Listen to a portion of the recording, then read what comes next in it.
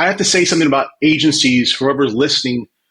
You have to realize most agencies do bits and pieces of what need to be done, right? It's like you have a car and like, oh, we make amazing tires, we make great mufflers. SEO is important, but it's not everything, right? You need a lot of elements.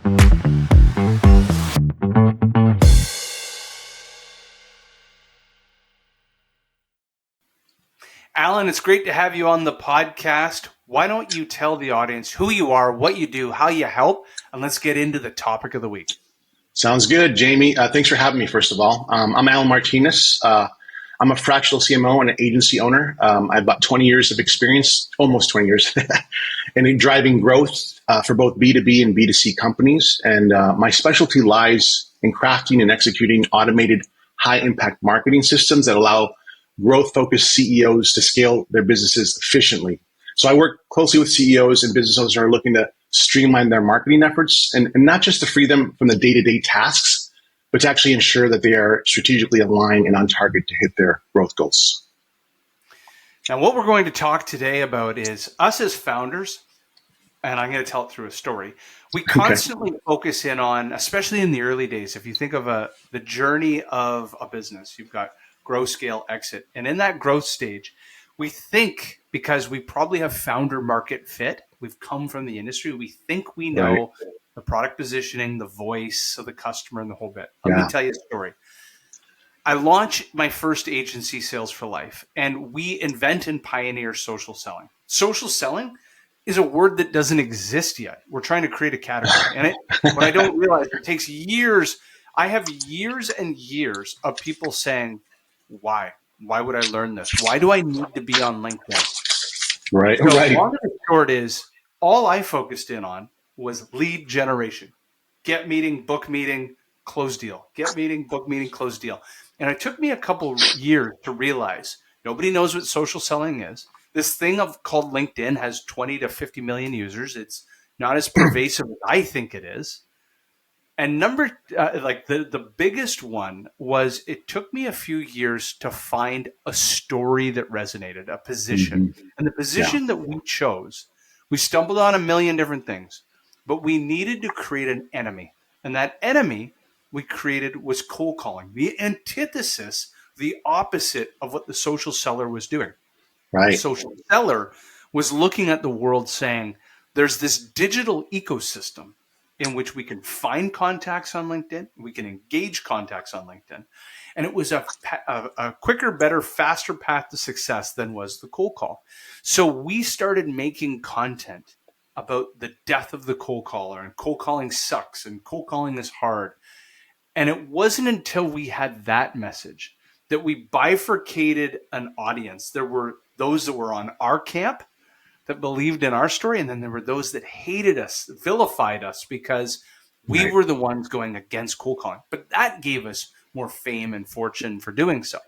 So I'm going to pass it back to you with my first question is, you're in your first couple years of an agency or a SaaS software company, whichever, you're the owner of a business. Sure. You probably came with founder market fit. Where do you fall down when it comes to preconceived biases, thinking you know what story market fit is going to be, or market messaging? Yeah, I come in assuming nothing. I look at data. I look at data to figure out what's going on. I hear things that I love qualitative data. I love doing interviews with the company and understanding what they're doing, but I'm also looking at the data that's coming in. And I'll give you a story. I'll counter with a story in terms of the storytelling. I was helping a Series C SaaS, so they were huge. They had about 300 employees. They had maybe 70 million in funding, and they were making a lot more. And when I came into the picture, they were not hitting their goals at all. The sales cycle was 1 year long. Okay.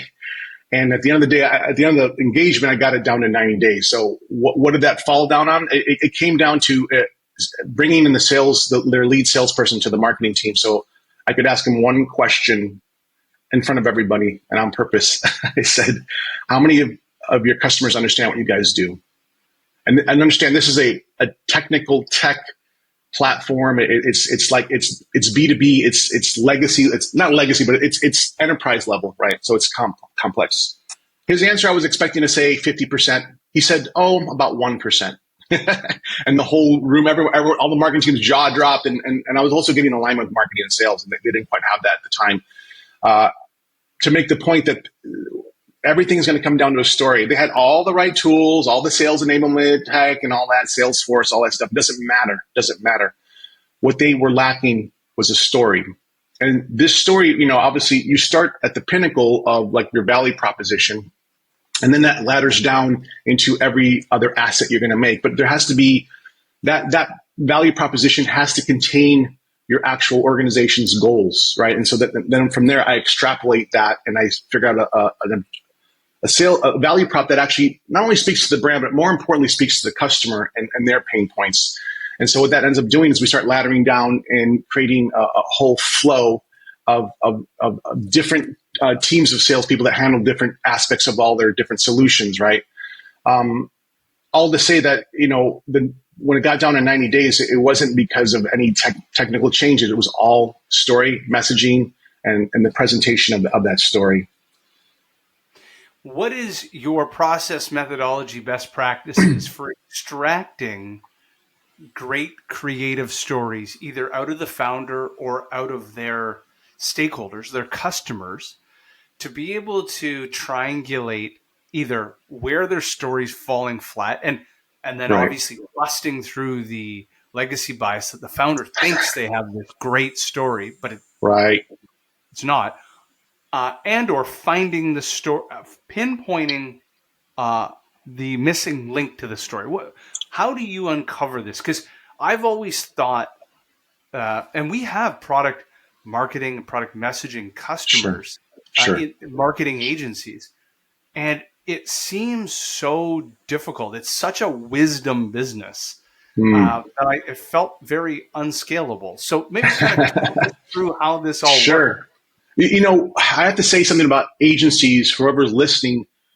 You have to realize most agencies do bits and pieces of what need to be done, right? It's like you have a car and like, oh, we make amazing tires, we make great mufflers. SEO is important, but it's not everything, right? You need a lot of elements. And I think my strength is the fact that I understand integration of how to integrate all these different tools and specific tools for one holistic solution that solves a massive problem. I'm just seeking bigger problems to solve. And so my process really is getting everybody in the room, all the C-suite, all the decision makers, and some key members of team.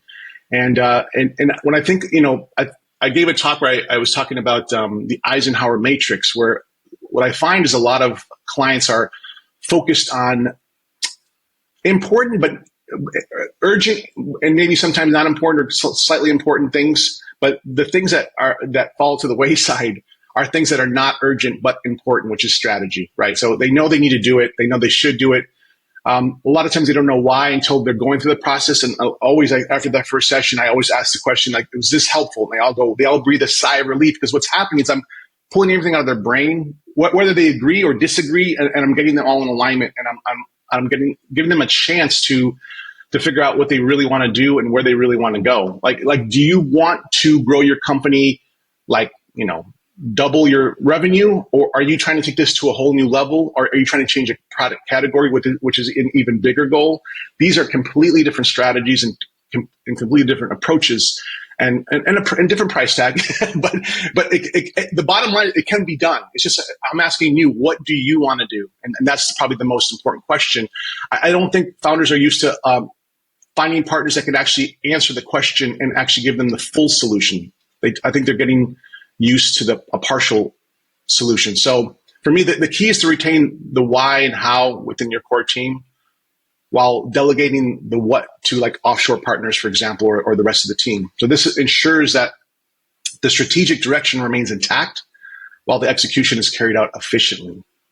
I 100% share your sentiment on this. I was just on a podcast around this, that inside a marketing agency, and I even call it mind. I do it myself. I call it mind time versus grind time. Right. That's good. I like that. I'm going to steal that.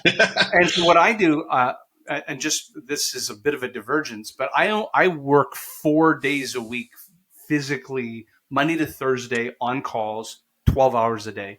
My Fridays, and my Saturdays, I don't take outside calls, and my Sundays I'll work kind of passively or asynchronously on lots of things on the weekend.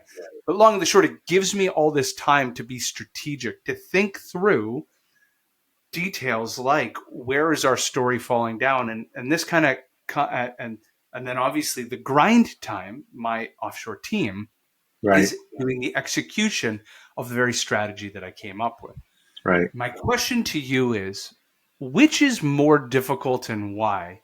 There's a great book, I think it's called Play Bigger, where they discuss the difference between category creators and category pirates. And everybody wants or thinks they're in category creation mode. Okay. But very few, I think, are actually, to your point, you were saying, what is your strategy? I think very few are actually creating new categories or buzzwords. Oh, yeah. So talk about the difficulty of either strategy, maybe the pros and cons of either strategy, and maybe something tactical, just looking at the time. What is a tactical thing somebody could do to execute towards strategy 1, which is category creation? Story 2 is category piracy. Tell me what category piracy is, the definition of it, so I understand. Piracy is, I'll give you the perfect example. If I'm Salesforce.com, I created CRM in the cloud. I created that idea of no on-premise CRM. But then category piracy was what HubSpot did. They came in next, and they strapped onto the rocket that was cloud-based CRM, and then they turned it on they just kind of like diverted the story a little bit. Right. I've done, I helped a startup, an actual e-commerce with, they thought they didn't have the budget to do an actual category shift, right? So we actually had to piggyback. Maybe that's part what you're describing. We had to piggyback on piracy. Yeah, because they didn't have the budget, not because we couldn't do it. It turned out great, actually. It's a probiotic, but really what they created was something new that is different than probiotics, because it actually adds good fungus instead of just good bacteria, which are two different things, believe it or not. So when those two are together, it creates a different effect on your homeostasis, right? So all that scientific stuff. But at the end of the day, when we entered that market, I had to research, and it's tough to do a new category because people are not thinking about you, right? And it's also a dangerous game to play unless you have the budget. Expensive, I would assume. Yeah. So it has to be like, these are the guys, and it was all about positioning. We talked about positioning earlier. This is all about positioning, because you can leverage positioning all day long. And I would say unless you're like a multi-million, billion-dollar company, I don't think you want to go that route. I think you're able to take something that exists and take it to another level, which is what we did. And the results were fantastic because it was created by a scientist. It wasn't like a gimmick or anything like that. It was actually a really deep change.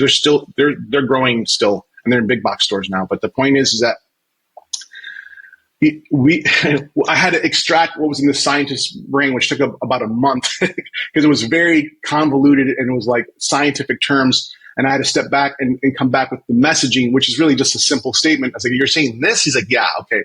Because when we did the surveys and we showed people what they were saying, no one understood what was going on or which way it was up. And so when we actually changed the messaging, it was really about discovering a deeper you. And we made it about a customer-centric message. And suddenly that lit everything up. I don't know if I answered your question, but I think I think of this all about as process in general. Like it's a process that you're doing. Like it's like you start with like your best practices first, and you set that in place. And when you get to that point of like, okay, this has been solved, what else is missing? Then you start to see other opportunities, and sometimes it goes outside of best practices. Sometimes you're inventing, like you said, like you've invented stuff you had to invent because you're at the cutting edge of something. That's exciting, right? And it's also dangerous. I think David Bowie said, you want to be in that point where you're in the water just before like your feet could almost not touch the ground anymore. And he's like, that's where you can start to do some really magical things, right? So you don't want to be so deep that you're drowning and not so close to shore that nothing's happening, right? So you have to find that balance. Yeah, absolutely. And this has been fantastic. How do people get a hold of you? Who do you help and serve so anyone in the audience can reach out to you? Sure. And thanks again for having me, Jamie. For those who are interested in learning more about me, in scaling your business through strategic marketing leadership, you can connect with me on LinkedIn, Allen Martinez, ALLEN Martinez.com, or you can go to my website, Noble Digital. That's N as in Nancy, OBLE Digital. Sometimes people write Nobel, like Nobel Peace Prize, but it's Noble like the king. And you'll see in-depth case studies there and resources that highlight how I've successfully scaled startups and also mid-sized companies. And once in a while, we help Fortune 500s too. If it's a small business unit, we can manage that, no problem, help them launch products. So, and right now, I'm currently open to taking a few select new clients, particularly in the fintech, consumer products, and green initiatives. So if you're looking for a fractional CMO who can drive measurable growth, I'd love to explore how we can work together. That sounds great. Pleasure having you on the show. Thanks for having me, Jamie.